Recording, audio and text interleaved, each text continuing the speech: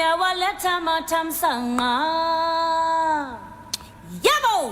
the very first story we are looking at today is very interesting, and it's coming from Ghana Web.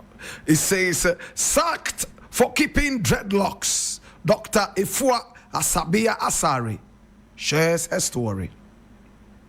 And I read, now in the Ghanaian society, many people frown upon both men and women wearing dreadlocks for several reasons. Now, from claiming it is fetish to calling it dirty, these preconceived notions often blind people from seeing the bigger picture or appreciating the beauty of the hairstyle. Now, people with locks are sometimes stigmatized in society, whether in school, the office, or just elsewhere. One such person who has faced this is Dr. Appiah Stadium, the former Chief Executive Officer of the Ghana Export Promotion Authority, GEPA. In an interview with YouTuber Wodemaya, Dr. Appiah Stadium recounted how she lost her job years ago because of her dreadlocks. According to her, although the company, which she did not mention, did not explicitly state that her hairstyle was the reason for her dismissal, she was effectively frustrated out. Dr. Appiah Stadium noted that she didn't see anything wrong with wearing dreadlocks, as many girls in the office also wore wigs. She explained that the reason for keeping her locks, which are 5 feet 4 inches long, is because she made a covenant with God in a time of need. She said when God delivered, she felt she had to leave her hair untouched by a razor. Clad in white with a 20-year-old natural hair that sweeps the floor, she told Wodemaya, I don't pay anybody for anything. I can take care of myself. I had a contract with God. I asked him to do something for me. If he did it, I wasn't going to cut my hair for 20 years. And he did it. So I decided to keep my hair for 20 years. And it is now almost 20 years. I leave it here.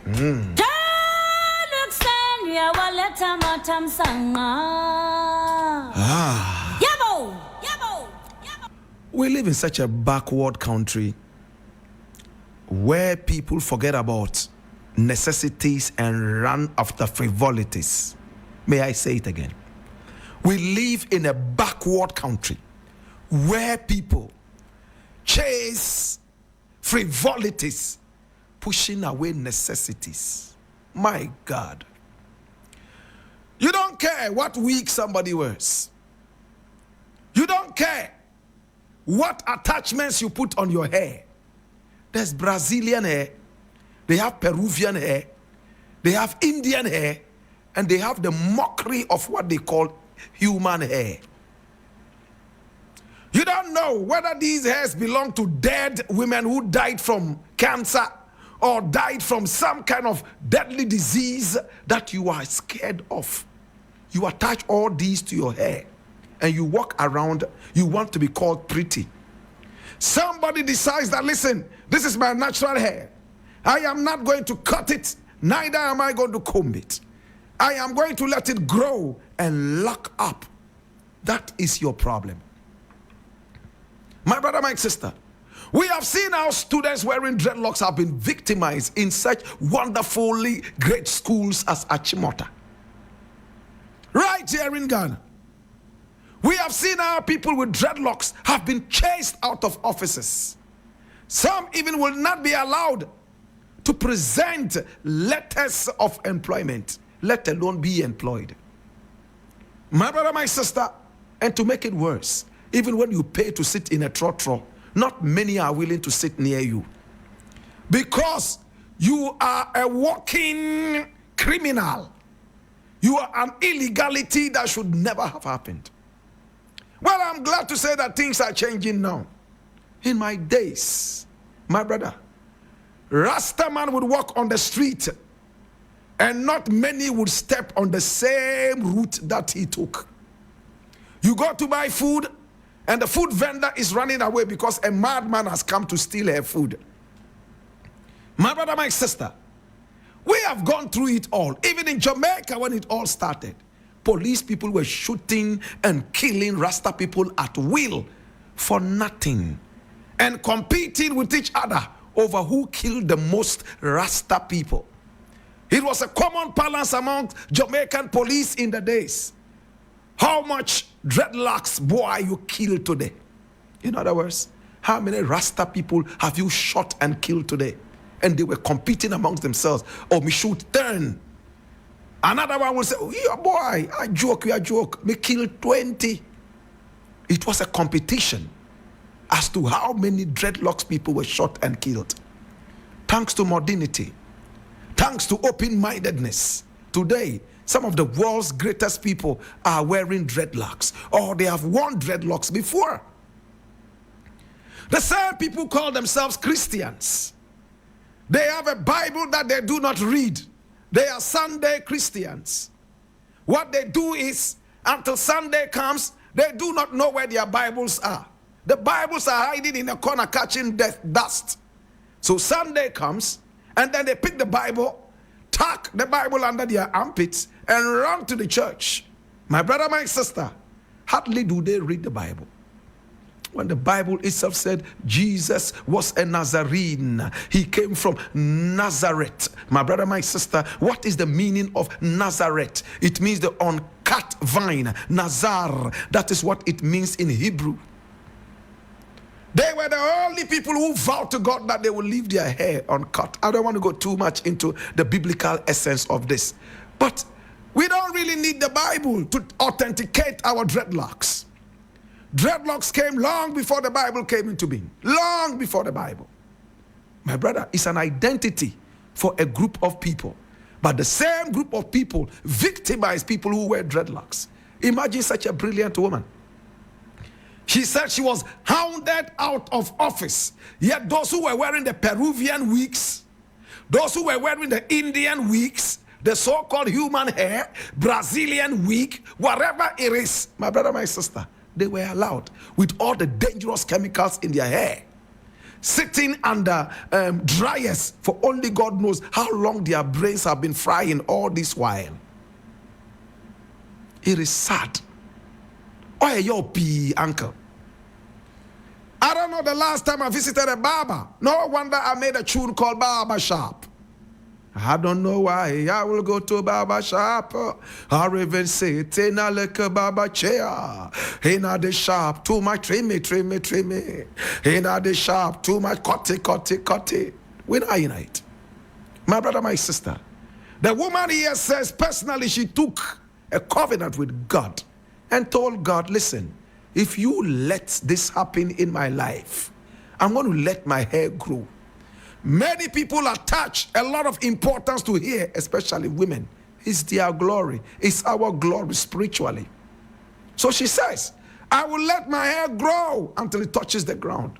As to of what essence that is to her and God, let's leave it to her and God. But people keep chasing her out of office. My brother, my sister, I saw many friends chased out of homes by their fathers and mothers for wearing dreadlocks in my days. I saw how families refused to allow Rasta people to marry their daughters and sons. I thought we had gone through enough. This is still going on. It is. Yabo! Now this one is also taken from Ghana Web, and it says, if I don't get an appointment, people would mock me. Appiah Stadium appeals to Mahama. And I read, please come along. A staunch supporter of the National Democratic Congress, NDC, Frank Kweku Appiah, popularly known as Appiah Stadium, has publicly expressed his desire to secure an appointment as head of security in an oil and gas company in Ghana. He has expressed his desire to secure an appointment as head of security in an oil and gas company in Ghana. In a video that has gone viral on social media. Appiah Stadium stated that whenever he visits Accra, he seeks an opportunity to meet with former President John Dramani Mahama to remind him of his aspiration to serve in his government. Whenever I come to Accra, I want to go close to the president to remind him in case there is a vacancy. So he remembers me for an appointment. Recently, I went to the Jubilee House because the president asked me to see him. I walked with him to his car before he drove off alongside the vice president, and I engaged him in a chat. I want to either get an appointment at Ghana Gas or as head of security in the oil and gas sector. If I don't get an appointment, people would mock me because of my closeness to him.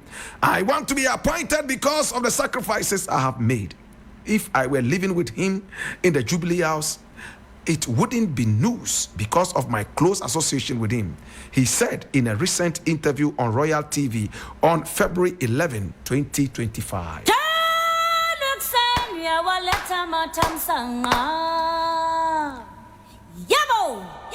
So people like Appiah Stadium are the reason Ghana is so nepotistic. People like Appiah Stadium are the reason Ghana is backsliding. I helped you do this.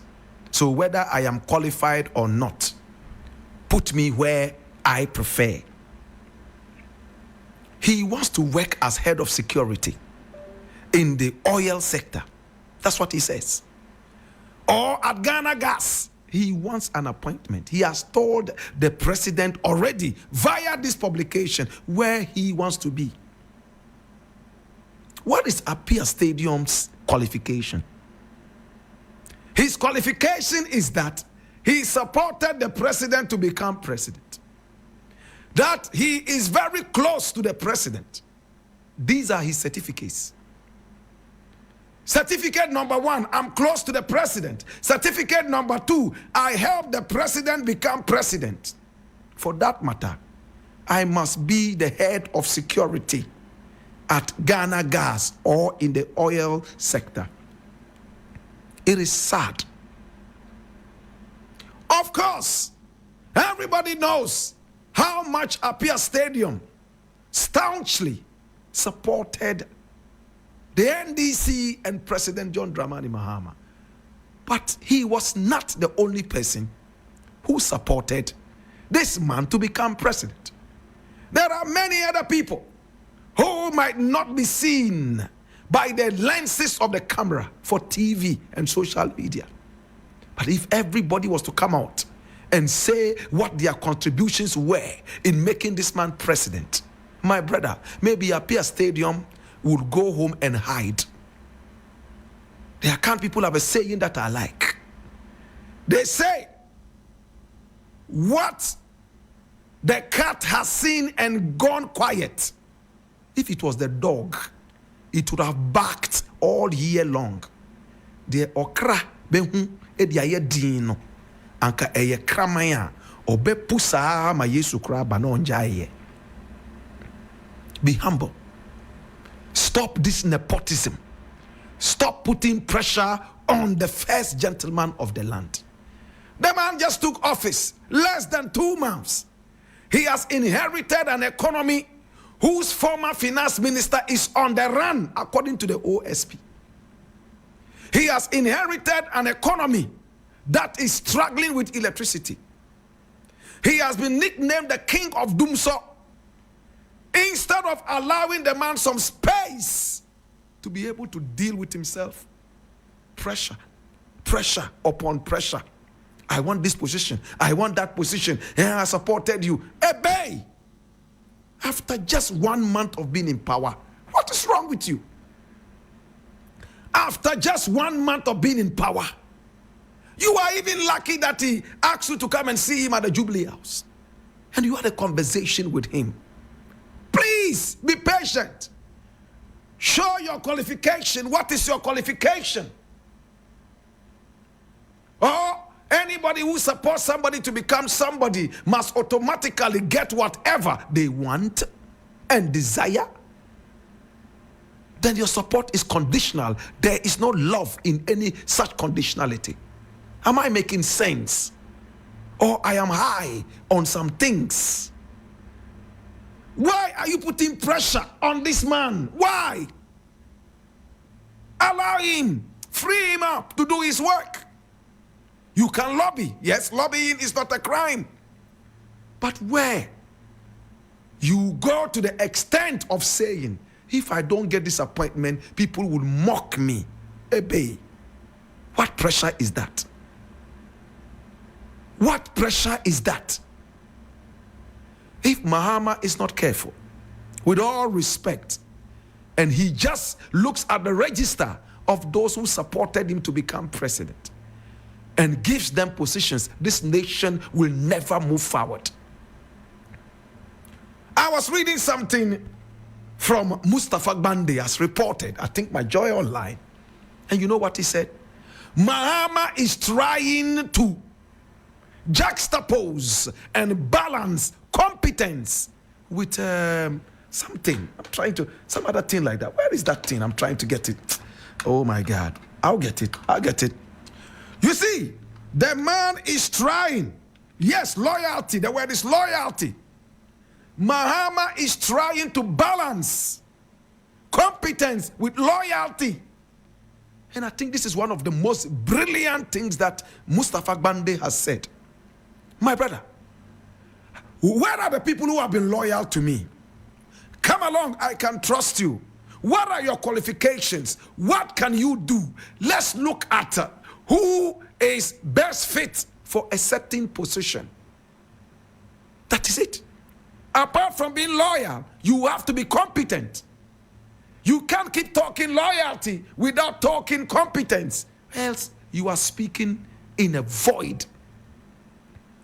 I don't want to prolong this, but to Appiah Stadium, please, please, you were not the only person who supported Mahama to become president. If everybody was to speak, maybe you will rank 1 millionth or 30 millionth. Let's be humble. Yes, you can lobby, but don't put pressure on this man. He's already under pressure from the Nana Akufo-Addo Bawumia. Please, I reserve this word for next Christmas.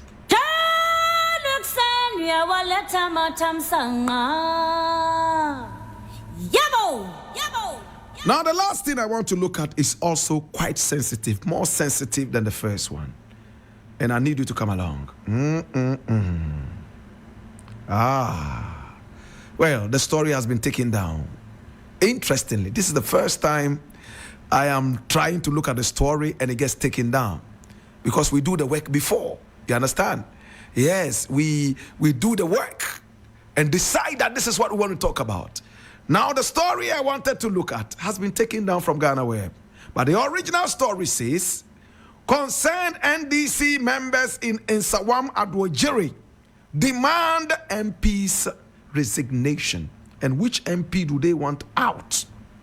My brother, my sister, we all know the MP who aided in the breaking of tables and chairs and microphones in the Parliament House. My brother, my sister, the MP for Nsawam Adwojiri. It is sad. Now, the original story, even though has been taken down now by Ghana Web, my brother, my sister, they say the NDC people in the area are asking for the resignation of the man. Why should it be only NDC? The whole area should be asking this guy to resign because he's a dishonorable. How can you be called an honorable and you are busy in Parliament breaking tables? That belongs to the taxpayer.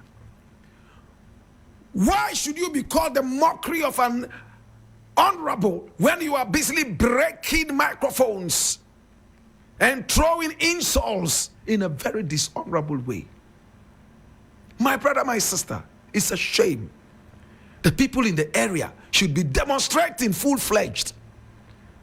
But because we live in a partisan and overly partisan environment, even if we voted for the devil, he's still our devil. We will support him till we all end up in hell. to the people who demonstrated and to those who are calling for this man to resign, this arrogant guy, please continue demonstrating. Don't stop the demonstration. Make noise. Hit the roads, of course with permission. Follow all the rules. Make sure you make noise until he can't sit there. Because this is a dishonorable. He's not even ready, my brother, my sister, to apologize for breaking tables and breaking microphones. And I'm talking about Frank Amodompre. He's a dishonorable. And we all know that, don't we? Well, because the story has been taken down, I'm not going to go into detail. I leave it here.